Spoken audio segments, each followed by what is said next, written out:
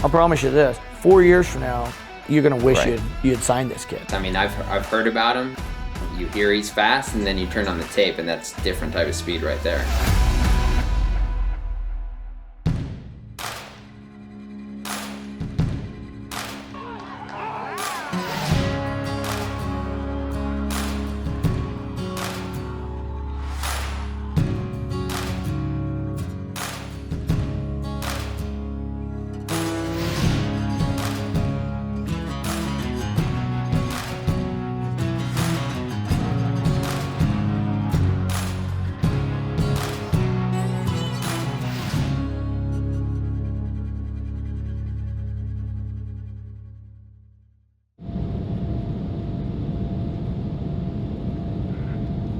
Landed in Little Rock, Arkansas, here to see Joe Himon. I talked to Joe on the phone last night. Good call.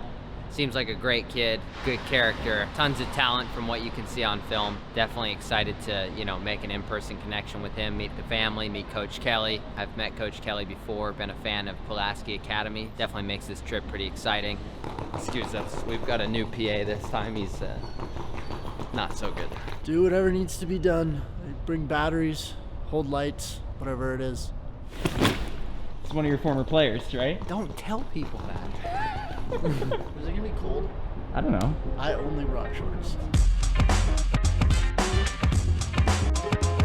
My name is Joe Himon. I go to Pulaski Academy and I play running back. The junior year was great. I had nearly 2,000 rushing yards, well over 1,000 receiving yards, and 32 touchdowns.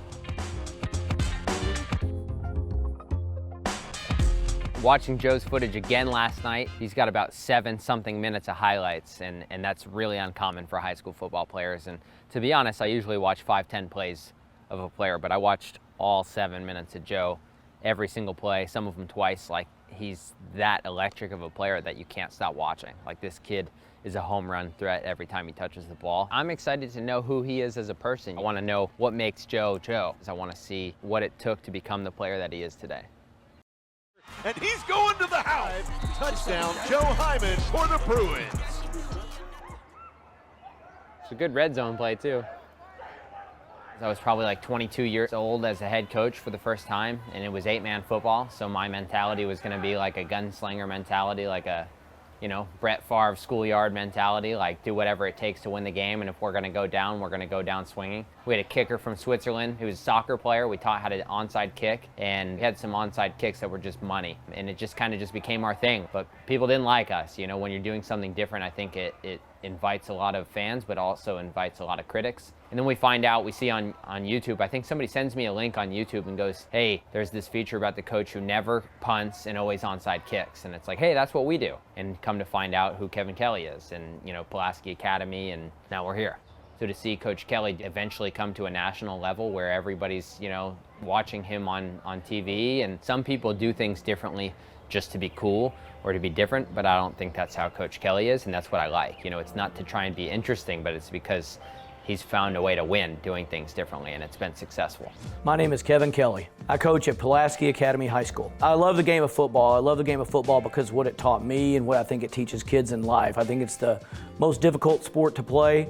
I think it teaches you responsibility, commitment. It teaches other people rely on you. I think it's a harder game for one person to dominate. I think a LeBron James and Michael Jordan can dominate basketball, but it's much harder to dominate the game of football because there's 22 people out there at the same time. And that teaches you that, everybody has a role that's just as important as the other one.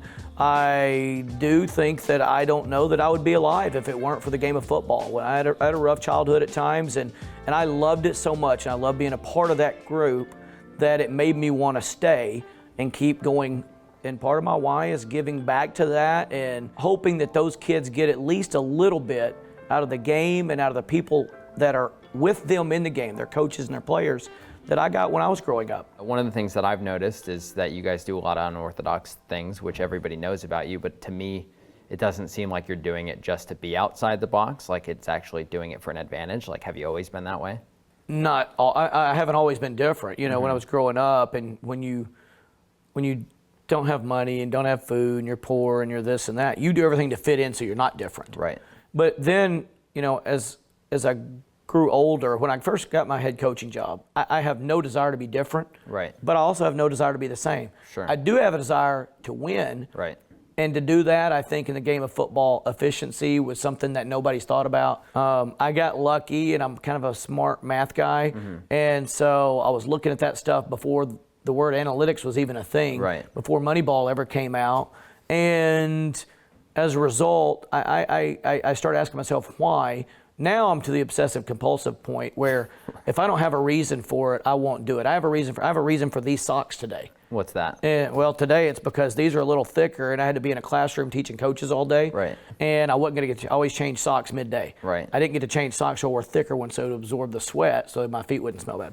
I know that's weird and dumb. No, I have a reason for everything. I overthink everything as well, Okay. so it gets to a I can relate. It gets to a bad area. It after gets a while. frustrating. Yeah, yeah. Because you're like, can I just shut this off for a second? Exactly. Yeah. A little OCD type thing. So we used to onside kick and not punt before we found out about what you guys were doing, but we were playing 8-man football at the time, so it was like a little easier to be different because it's a different game. And then somebody sent me a link of what you guys were doing, and like, hey, look, I found a video about you guys, joking like it was us. And so then we, dove in and watched everything that you guys were doing, and then before each season, instead of just telling the kids this is what we did, we showed them you guys. Because we didn't really have as many stats behind it. It was just 8-man football was an advantage that we could get, and our offense was so good and more opportunities to score. Yeah. But that's cool. That to why know. helped us. Yeah. That's actually very nice to know. Make yourself at home. Really appreciate you taking the time to come. Of course, we've heard nothing but good things about all you guys from Coach Kelly. Yes, sir. Big influence for you? Yes, sir. He's one of the biggest influences in my life, and he just showed me the way. Is it a big community affair? Like everybody comes out to the games? Yes, it is. And I talk all the time. Joseph has a village. Most of the time, his family range from anywhere from 15 to 20 or more family members. Wow, got the whole Joe cheering section. Yes, sir. So when you score, that section goes crazy? Yes, sir. They're pretty loud. Which is like 5 times a game. That's awesome. I think it was like spring practice, and I lacerated my kidney in one of the practices, and that put me out for like a little over a month. Watch the play. I just couldn't see how it happened. But if you're moving, 90 to 100, and you come to it like a brick wall, and the ball is there, that could have done it. My 9th grade year, the first game of the season, I was put out with an ankle injury, and that was kind of devastating, but it put me out the whole season. Based on that injury, it could have gone either way. It showed us how the community can support you. That's just the love that is shown between his friends. And that's what's so beautiful, I think, about high school football. Like the bond you create with those guys, those will never go away. And he's back, and it's all by the grace. That's all I can say. What do you think you did to like get through those injuries and come back with a vengeance? I have goals, and I just thought of those like the injuries as like a roadblock and just a minor setback for a major comeback type of mindset. So. For me, I was just telling myself I have to never give up, just keep pushing through and keep working hard through adversity, because adversity always hits sometime in life, and you just got to know how to overcome it. You couldn't tell the kid ever thought about an injury or ever getting hit or hurt or anything like that. And you look up, and we're playing some pretty remarkable schools with him as a sophomore back there. And but that told me a ton about his character. It told me a ton about really his courage, and I also it told me a lot about his parents. I think his folks are great. Yeah. And I know mom and dad had to be really worried, and there was times when Joe's just taking a beating as a sophomore. They've got to be thinking, oh my gosh, is he ready for this? Leg injury, And never said a word, just encouraged him to keep working hard and doing what he does. And that's the kind of kid with that kind of support that turns out, when they've got that kind of character and ability, to be something special. Yeah, sounds like all the right ingredients to me. Yeah, definitely is that. Is he one of the best that you've ever had here? Yeah, no question. The kid could play anywhere, and he will be an asset anywhere. Yeah. And to me, every college in the country should want Joe Himon. Yeah. He is the epitome of what you want as a player, as explosiveness. They want explosive to make them look smart and make a lot of yards, and in the classroom. And I just love the kid. People, they kind of like talk down on me, like I'm not a big guy or I'm not a big guy and things like that. So I just want to prove myself on the field, and I think I did that. Each Sunday, I pull up NFL teams, and I look at the roster, and there's guys on there 5'6", 5'7", 168. I tell him, look at those guys and see what kind of skill set they have. Yeah. And so don't let no one tell you because you don't stand 6'3" or 6'2" that you can't fulfill your dreams. I couldn't agree more. I'm glad you brought that up. You know, it almost sounds cheesy or overstated, but you can't measure heart, you know? No. Like, I just don't think that production, you know, should be measured by your height. You know, if you're producing, you're producing. If you're a leader, you're a leader. I'm a fan already. Like, if I lived in Little Rock, I'd probably be in the cheering section. I'm proud to say we are averaging over the last 15 years, so since 2006, we averaged, I think, 576 yards a game. Every game. That's crazy. For 15 years. And people go, well, that's not points. Well, I mean, we scored a lot of points too. But when you've got the ball and you're moving it up and down the field, A, the other team doesn't have it. B, even if you don't score, that's changing field positions dramatically. For sure. C, I promise you, psychologically, it's beating down the other team. It's beating them to death. But letting the kids, you know, so many times when I was growing up, and it was a different world. I kind of liked that world. You know, I would say why, and the coach or my mom would say, because I said so. Right. These kids don't do why because I said so very well. And I don't mind that because it's taught me I need to have a reason why I'm doing things. I need to be able to tell them. But if they do know why, the greatest leaders are ones that get people to buy in. And if you can explain the why, where they can understand it, it's the quickest way to get anybody, coaches, business people, kids, anybody to buy in. For sure. It gives our kids a chance to be creative. We have to be creative because I let our kids factor in. You ever come up with a good play, you can show it to me, and if I like it and you can defend it, I'll give it a whirl, you know. And then you plug in a guy like Joe, and the play that might have made you 20 yards now makes you a touchdown. It's impressive. Yeah, he's a phenom. Go. Go. Joe, I thought that they said go. you're small. I live so. These guys are so organized and disciplined. Like, they're here on their off day. No coaches, just players. They're putting on the whole thing. They want it so bad. And, you know, they're coming off 2 straight state championships. Like, they're going after 3. And I'm so impressed with that. This is a team who wins because they do the little things right. And that starts from the top down. But any great team, you also see leadership go from the bottom up as well. And that's what you can see out here today. It's very impressive. Slow down. We just try to stay disciplined, and we try to make it game-like, so when the game time does come, we will be ready. And you can never get comfortable. I mean, yeah, we won plenty of championships, but we're always hungry for more, and that's what PA growing football is all about, is just hard work and wanting more. Coach Kelly always talks about, like, the hard stuff, nobody wants to do it, and you kind of just got to, like, push through it. His saying's always, like, you can do one of everything, so, like, if you want to quit, just keep doing it one more time, and then you won't ever quit. Hey, Jets on me. Jets on 3. 1, 2, 3. Jets. The first offer, what was that like for you and for the family? We were actually heading home from the hospital, and Coach Kelly texted me, and it was so amazing. And I'm driving and screaming, and then we called Dad. It was so exciting being a 9th grader. Well, he gets more mail than his parents now, every day. So I guess today I got 3 letters from Missouri. Oh, that's pretty sweet. 1 from Louisiana Tech and 1 from Arkansas State. Saw you in the last issue of Sports Illustrated. That's big time. We're Yes, sir. excited about you. That's so cool. And you mentioned to me on the phone that you want to go somewhere that you can have an immediate impact. And you feel like you could do it. Yes, sir. I feel like I can have an immediate impact wherever I go. I mean, not just to be cocky or anything. Sure. But I just think that with my skill set and with my leadership, that I can have an impact on wherever I go as a freshman. I agree. And then this is from the state championship game. I got the MVP of that. That had to be awesome. Yes, sir. What was the score in that game? A lot to a little. I can't do it to it. Hey, where are you at? I just got to Atlanta. All right, well, you got to watch Joe's film a little bit? Yeah.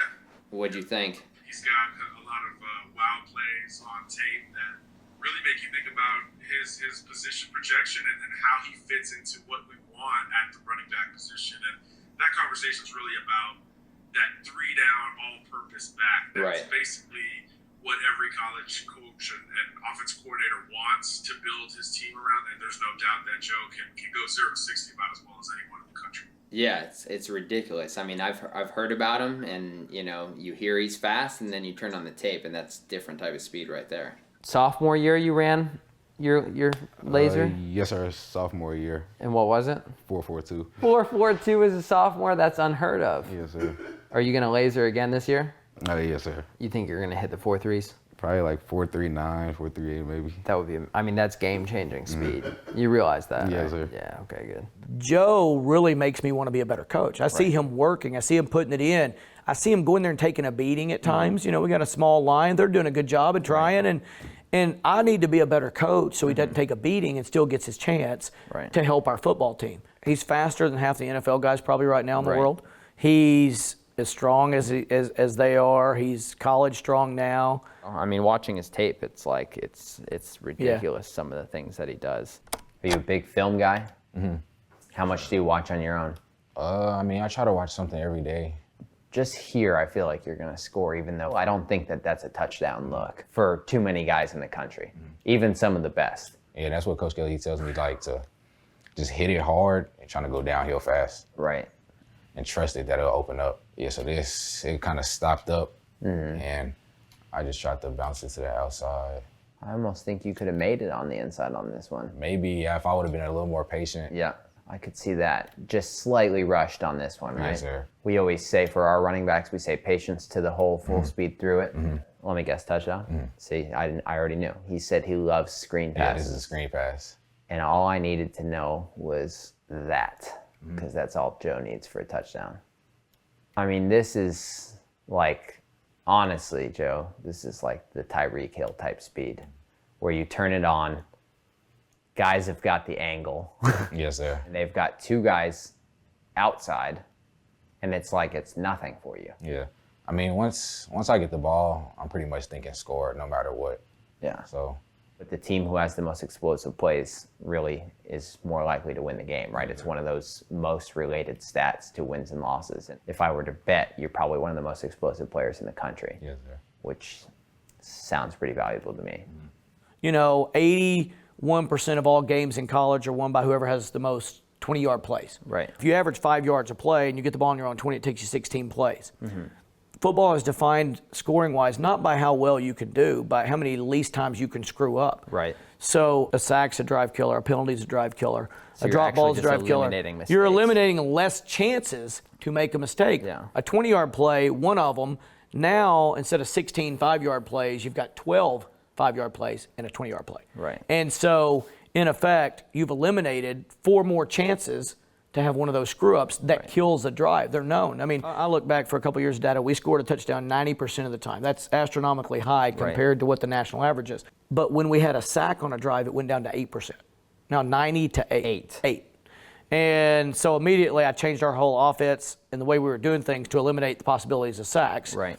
And then, but not give up 20-yard plays. And then the next thing for us was if we got a penalty on a drive, it went from 90 to 18. You know, more plays, more chances to kill drives. So I was able to go, why is that? Oh, that's really a thing. That is why. Are there any more plays in this game? Because I'd like to see a different defense. I think I had like a few more scores, but nothing. You can change the game. I mean, you've got scores in every game, right? Yes, sir. Guys, this is life, right, out of Virginia. Yes, sir. Some big boys. Some beef on the D-line there. Yes, sir. It was a very physical game. And going into that week, I mean, people really think that we wouldn't win the game, and we had some doubters, like even in our own like team. And like, what would you say to our guys if like we were a smaller team and we were going against some guys like this? Like, what would you say would be like, I guess, a motivation or something that you would tell them? I mean, I think anytime you go into a game like this and you're playing guys of this caliber, just in terms of recruiting, right? There are going to be guys on your team who may feel like they're slept on, right? Or, you know, overlooked or underrated. And so this is their chance to make a mark. Yes, sir. You know, like you go beat a guy who's got 4 stars by his name, like now you're somebody. And all it takes is one play. Yes, sir. You know, you might be next up, you know, and tonight might be your night to make that happen. Every great athlete, to some degree, loves proving people wrong. Yes, sir. Right? Everybody's got a chip on their shoulder. And what a great opportunity, you know, it's like, it's almost more exciting, right? Because you guys win so many games. Yes, sir. So it's that much cooler to think, hey, there's a chance that, you know, it might not go our way. And while that might be scary, it's also what makes it, to me, the most fun. Yes, sir. Like number 44 right there, he's at Tennessee. Yeah. Some of those D tackles, like all 4 stars. Like. So this is an opportunity for you to even prove yourself, right? Did you view it that way? Yes, sir. Most definitely. Just going against some of the top guys in the country. Right. I mean, I want to show people that I can play with them too. Right. That's a big boy making that tackle. Yeah, it is. That hurt? No, I didn't hurt. Good. Even if it did, you have to say no. Yeah. I did take a couple hits this game. And their O-line versus our D-line, it's probably like triple. Right. Weight. Those boys were huge. They were big. Easy pass right there. Ooh. Like that. That's a good concept right there. Yes, sir. I might have to steal this one. So what's impressive to me, Joe, so far is I'm probably more impressed with your game tape than your highlights. Mm-hmm. Your highlights are 7 minutes of awesome runs, right? But the game tape is you doing great things on every play, yes, right? Fighting for extra yards, showing toughness. So just a direct snap to me, and I'm faking it out to the quarterback. Mm-hmm. Caleb Nichols, he actually hits him on the shoulder, kind of gets a good block. I mean, great block. Yes, sir. And from here. This is all you need? Yes, sir, from here. And again, this guy's probably a recruit, right? Yes, sir. I have to say, you make this guy not look like a recruit. Yes, sir. And I feel bad if that's a nice kid, but you make him look like me out there after a long hike. And then the contact balance, Joe. Yes, sir. And this is the guy you guys were calling Palomalu right here? Yes, sir.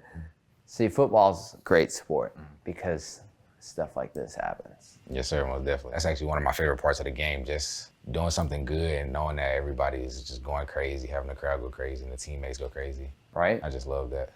I mean, this play right here, to me, tells me that you could play at any school in the country. Sir. I don't have any doubt about it. Do you? No, sir, no doubt. You could tell on film who's a good teammate by how they celebrate, you know? There's this old quote that I like to say to our guys, and at the end of a play, you shouldn't be able to tell who scored by the celebration because everybody should be the same. Mm-hmm. I could tell you have a pretty tight relationship with your boys. Yes, sir. How long have you guys been friends and hanging out? Some of them since kindergarten. If you just known your guys for a long time, I mean, just having that bond is pretty easy. Good morning. Good morning. Come on in. How you doing? Good. How are you? Good. Good morning. Good morning. I know it. I hear something out here smells good. I decided to get up this morning, and so I'm gonna have a little lunch for you guys. Awesome. Thank you so much. So, man, it smells good. This gives me motivation to survive the hike. Get the legs stretched out, you know, a little hike. Oh! There you go. He play football with you guys? No. They used to, but we're trying to get him back on the team. So. You don't like it? Why not? Yeah. I can't be moving.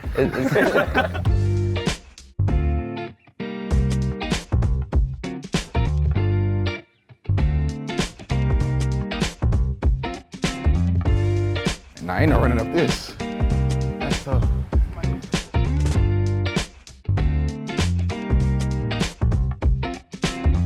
This is amazing. You could just see for miles. Oh yeah, it's beautiful up here.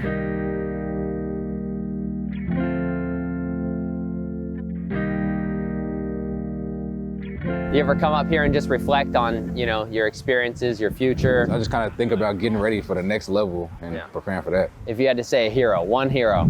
I guess kind of hero / role model would be my dad. Yeah, why?